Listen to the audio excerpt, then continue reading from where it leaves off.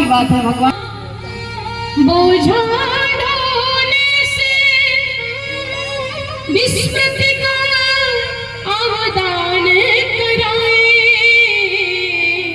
और हर जन्म के नाते याद रखे तो प्राणी पागल ही हो जाए। अगर हर जन्म के नाते याद रहे तो ये सब बात के प्राणी पागल हो जाएगा। भगवान कहते किसो अर्जुन 4 दिनों की प्रीत जगत में 4 दिनों के नाते पलकों पर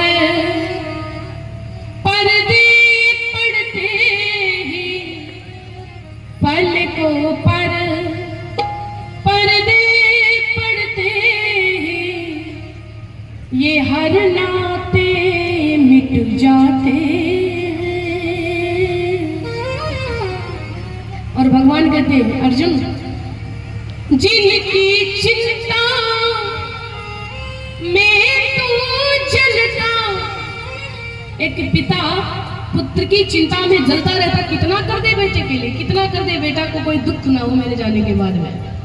जिनकी चिंता में तू जलता, भगवान कहते हैं वो ही चिता जलाते। ध्यान दीजिए, तुम जिनकी चिंता में जलते हो ना, मर जाने के बाद में वही बेटा तुम्हारी चिता को जला देता है। जिनकी चिंता में तू जलता वही चिता जलाते। और जिन पर रक्त बहाए तो जल समान, तो जल में वही बहाते। जिन पर रक्त बहाए तो जल समान, जल में वही बहाते हैं।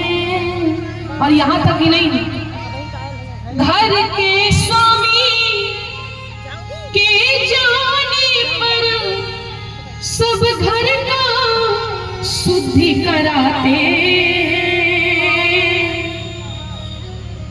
घर में पिताजी की मृत्यु हो जाती है, माँ जी की मृत्यु हो जाती है, मर जाने के बाद में क्रियाकलाप बहुत ज्यादा पूजा पाठ होता है। पंडित जी आके पूजा पाठ करते हैं, सरसों भी घर भरे में बिछा देते। किस लिए? मेरे ही घर का गया अतिथि कभी मेरे घर में प्रेत बन करके ना जाए, किसी को सताए ना। भगवान कहते तुम किस पर मोह माया करते हो?